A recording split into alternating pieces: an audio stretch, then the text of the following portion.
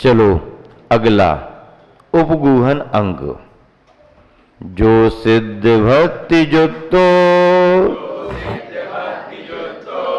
उगूहन गोद संविधम मानम सोबगूहन गारी सम्मा दिट्ठी मुने दवो। एक साथ मिलके, जो सिद्ध भक्ति जुतो ओगोहन गोद सभ्यधम मानम सोगोहन गारी सम्मा दिट्ठी मुने दब्बो। समय सार 248 बीघा था। जो आत्मा सिद्ध भक्ति जुतो सिद्ध भक्ति से युक्त है, दू और सभ्य धम्मानम रागादि वैभाविक सभी धर्मों का, क्या रागादि वैभाविक सभी धर्मों का उगूहन को उपगूहक उन वैभाविक धर्मों को शमित करने वाला है, दबाने वाला है, उन्हें छिपाने वाला है। उपगूहन का अर्थ क्या होता है? ढांकना। ढांकना जानते? हाँ, बर्तन पर ढक्कन रहता है। क्या रहता है? बर्तन पर ढक्कन रहता है। ढांकना। क्या रखा है सामान? दिख नहीं पाएगा। बर्तन पर रख दिया, भर दिया सामान, अब एक उससे ढक दिया, वो सामान अब आपको दिखेगा नहीं। हाँ, किसी ने कोई गलती कर दी, अब उसकी देख करके तुम प्रचारित करो तो विस्तार किसका हुआ? व्यक्ति तो गौण हो गया, बुराई का विस्तार हुआ ना, लोगों को प्रोत्साहन मिलेगा। तो यदि अपन ने देख ली तो उसको थोड़ा सा समझो, परिस्थितियां समझो, अनुभव के आधार पर काम करो, जल्दबाजी मत करो, बचपना मत दिखाओ, थोड़ी गंभीरता बरतो। आचार्य सिंह ऐसा कहते ना, क्या बचपने की बातें करते, समझते नहीं तुम, शांति रखो। ऐसा करके उसको संभालना। ऐसा करने का मतलब उसकी गलती को पुष्ट करना नहीं है, लेकिन गलती की बहुत ज्यादा चर्चा करके फिर हम उसको सुधार नहीं पाएंगे। आपको केवल प्रचार प्रसार करने का लक्ष्य है या व्यक्ति को सुधारने का लक्ष्य है? बोलो, पहले ये बता दो।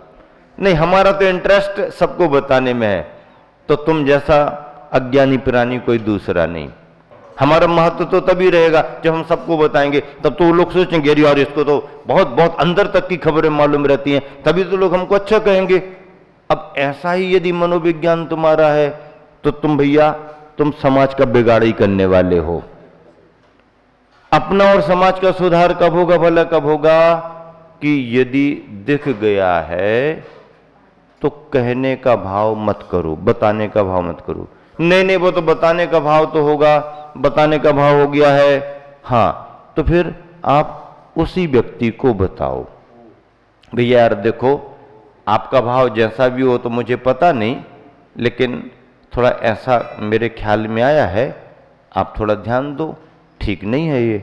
आप उसी से कहो। महाराज आज के समय में उसी से कहे तो खामोखा एक बुराई और हो जाएगी। हाँ, ये बात भी है, क्योंकि किसी को आज के समय में अच्छी बात बताना भी कभी कभी बुरा हो जाता है। आदमी इतना भला नहीं होता कि तुमने हित भाव से भी उसको कुछ अच्छा कहा तो वो तुम्हारी बात को अच्छा, आदमी अच्छा मान सकता है, ऐसे लोग कम होते हैं। मतलब अच्छी बात भी बताने जाओ तो खामोखा एक बुराई और लेके बैठ जाओ, इसलिए आदमी कहना पसंद नहीं करता। भैया तुम जानो, तुम्हारा काम जाने। उससे क्या होता है? उससे उसमें बढ़ावा होता रहता है, ये बचना चाहता है और वो गिरता रहता है। तो फिर आदमी को उसको बताना चाहिए। महाराज उसी को बताएंगे तो उसको बुरा लगेगा पक्का, वो फिर हमारे बारे में बना बना के बुराई बताएगा। ऐसा भी होता है, आपने सच्ची बात बताई, उसको बुरा लगेगा, फिर वो तुम्हारे पीछे पड़ जाएगा और तुम्हारी बातें बना बना के फिर फैलाएगा। इससे आदमी बचता है। फिर क्या करे महाराज, नीतिकार कहते हैं यदि उससे कहने का मन नहीं है तो उससे परिचित व्यक्ति से कह दो या उसके गार्जियंस को बता दो, भैया हमारा नाम नहीं लेना, लेकिन आप देखो, आप उठते बैठते हो, आपके मित्र हैं, आपका परिवारी सदस्य है, आप देख लो, और जब देखने में आपकी पुष्टि हो जाए तो आप कह देना, बाकी हमको कुछ, हमारा नाम नहीं लेना। ये भी एक तरीका है। इस तरीके से यदि वहां तक बात पहुंच गई तो काम हो जाएगा। लेकिन इसमें संतोष नहीं होता जब तक ये हाईलाइट ना हो। मैंने बताया ना, इसका तो रस अलग प्रकार का है, उसको सुधारने का नहीं है, अपने आप को ऐसा, तो ये गलत हो जाती है पद्धति। इस पद्धति से कभी किसी का सुधार नहीं होता। नीतिकार क्या कहते हैं, प्रथमतया तो अपन किसी के दोष ना देखें, दिख गए हैं तो कहने का भाव ना करें, कहने का भाव हो गया है उसी व्यक्ति को बताएं, उसी व्यक्ति को बताने में अनुकूलता नहीं लगती है तो उससे संबंधित किसी विशेष व्यक्ति को बताएं। एक को बता दिया फिर अनेक को बताने की जरूरत नहीं है। हां, इस पद्धति से यदि कोई करेगा तो दोषों में बढ़ावा नहीं होगा और उसके दोष घटेंगे। इसका नाम है उपगूहन अंग। शराबकाचार में इसकी व्याख्या इस रूप में है। घर में बच्चे, बाहर कहीं पर कोई झगड़ा हो गया या कुछ हो गया, किसी ने आकर के शिकायत की तुम्हारा बच्चा ऐसा ऐसा किया है। अब आप क्या करते हो, उस समय समझ गए अंदर से कि आजकल भैया साहब जरा माहौल में ढले हुए हैं तो पक्के में कुछ ना कुछ हो गया। लेकिन आप वहां पर क्या कहते हो, ए जी क्या समझ रखा तुमने, है होंगे कोई दूसरे के बच्चे, हमारा बच्चा ऐसा नहीं करता है, समझ गए ना, देखो ध्यान रखो, ऐसा आप वहां दूसरों को देखो, यहां नहीं आना। अब उसको थोड़ा सा समझा के भेजा दिया और अपने बच्चे के बारे में आपने समझ लिया, वहां तो उपगूहन आपने कर दिया। लेकिन अकेला उपगूहन अंग नहीं है, उसके साथ स्थितीकरण अंग भी है। फिर जब वो चला गया, घर में अंदर आप आ गए, अब फिर बच्चे की तरफ देख करके आजकल बहुत शिकायतें आने लगी हैं, पक्के में तुमने ये काम किया ही है। नहीं नहीं नहीं, जहां आपने किया हो किया था, ध्यान देना, तुम्हारे साथ हमारा नाम भी जोड़ा परिवार का, आइंदा कहीं कोई खबर आई तो घर से निकाल देंगे। अब वो ठीक बदल, उपगूहन वहां किया, बात को दबाया, लेकिन सुधार स्थितिकरण के रूप में अंदर किया। यदि आप उपगूहन नहीं करोगे तो स्थितिकरण भी नहीं हो पाएगा।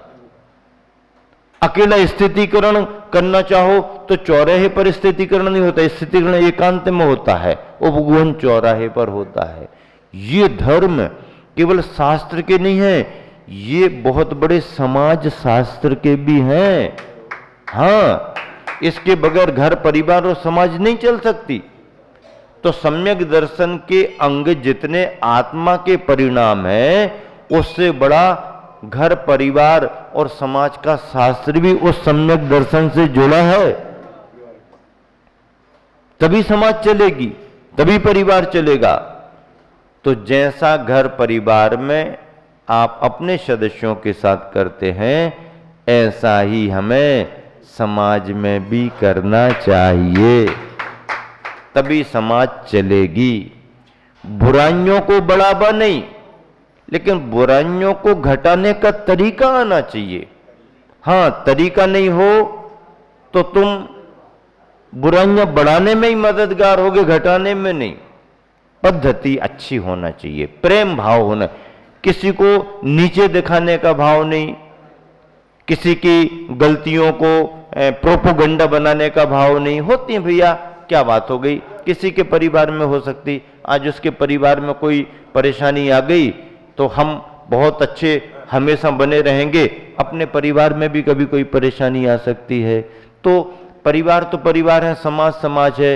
एक दूसरे के परेशानियों को समझ करके बुराइयों को दूर करना, उसकी बुराइयों को थोड़ी दबाना, फिर उसका शुद्धिकरण करना, उसको प्रेम देना, उपेक्षा में आदमी दूर होता है और प्रेम से थोड़ा सा ठीक होता है। हमारे प्रेम से बुराई ना बढ़ पाए इसका ध्यान रखना, लेकिन प्रेम बुराइयों को दूर भी कर सकता है। सभी चीजें बहुत बड़ा मनोविज्ञान लेकर के अपन को समाज में काम करना पड़ता है, तब ये समाज चलती है।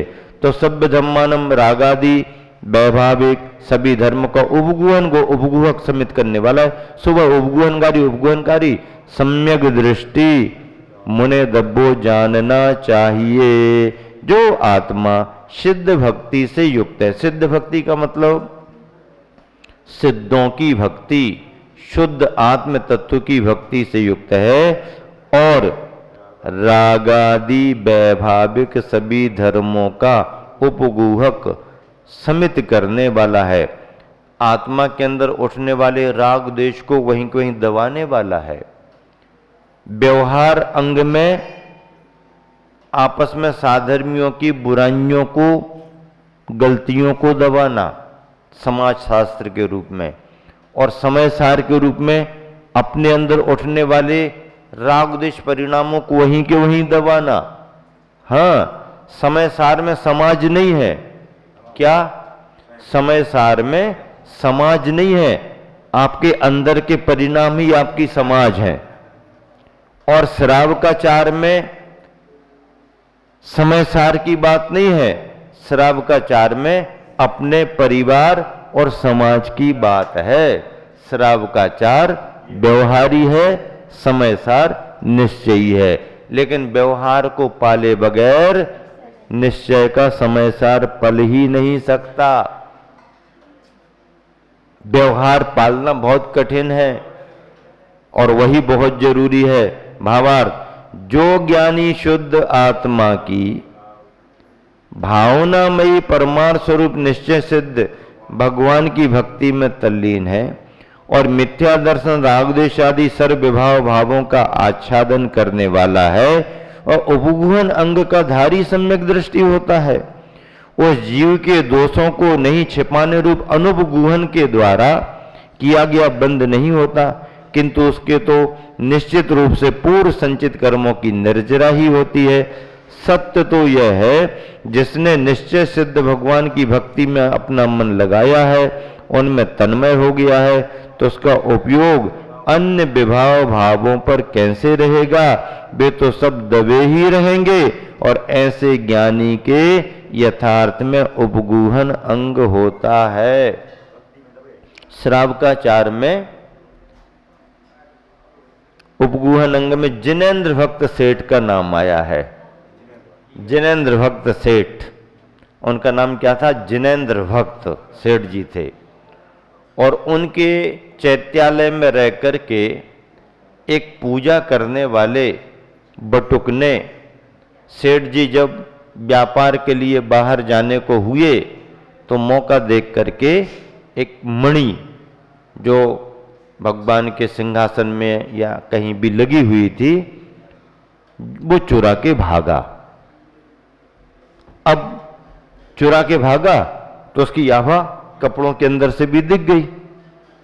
कर्मचारियों ने, पहरेदारों ने देख लिया, अरे ये तो पूजा करने वाला था, ये क्या लेके भाग रहा? उसके पीछे पीछे लगे। सेठ जी है नहीं, हम लोगों पर बात आ जाएगी, पकड़ो, नहीं तो कौन संभालेगा। उसके पीछे पीछे भागे भागे भागे भागे। अब वो उसको लगा कि अब तो घिर गए और ये पकड़ लेंगे तो फिर तो मामला बिगड़ जाएगा। अब उसको लगा और ये कहाँ जाएं, क्या करें? सेठ जी का स्मरण आ गया। सेठ जी दयालु हैं, बहुत अच्छे से उन्होंने हमें रखा। अब यदि बचाव हो पाएगा तो सेठ जी के पास ही बचाव होगा, इसके अलावा नहीं। अब वो, उसको तो मालूम था कि अभी निकले हैं, अभी नदी के किनारे जहाज से जा रहे तो वहीं कहीं होंगे, अभी तो उनका टाइम भी नहीं हुआ। भागा भागा, वो जिस जगह रुके थे वहां पहुंच गया। पहुंचा तो पीछे से पहरेदार, चोर चोर चोर चोर चोर चोर। अब पुजारी को भी देख लिया और पहले सैनिकों को भी देख लिया, समझ गए कुछ मामला बिगड़ गया है। ये पहरेदार पुराने हैं, भरोसेमंद हैं, ये अभी आया है, इसने कुछ मामला गड़बड़ कर दिया होगा। पहरेदार तो हमारे विश्वसनीय पुराने हैं, चोर चोर चोर, कुछ भागा होगा।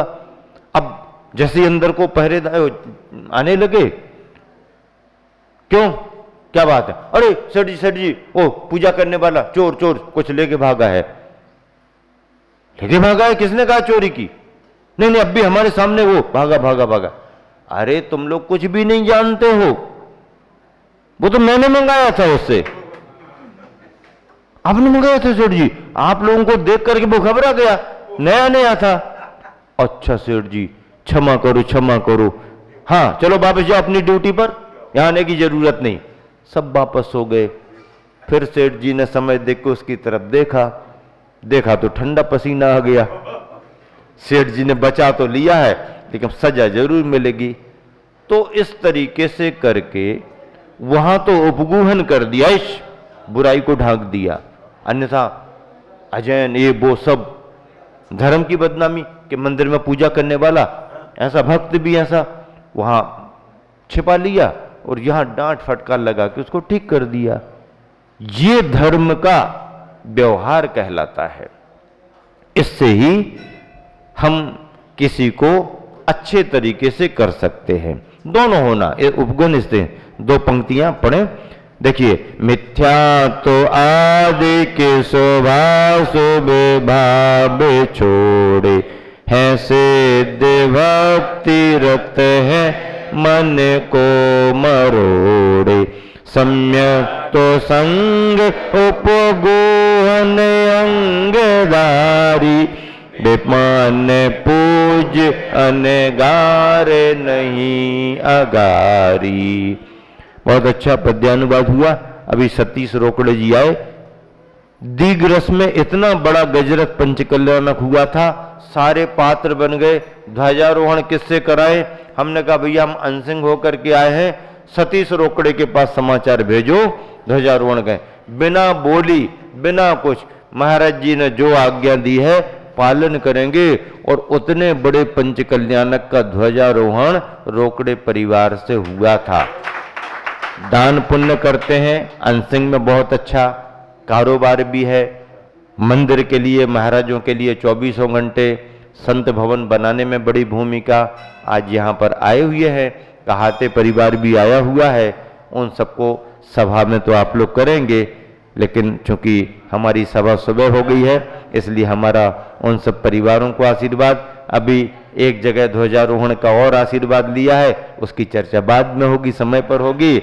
और हमारा मुनि संघ का बहुत बहुत आप सभी को आशीर्वाद महावीर भगवान की।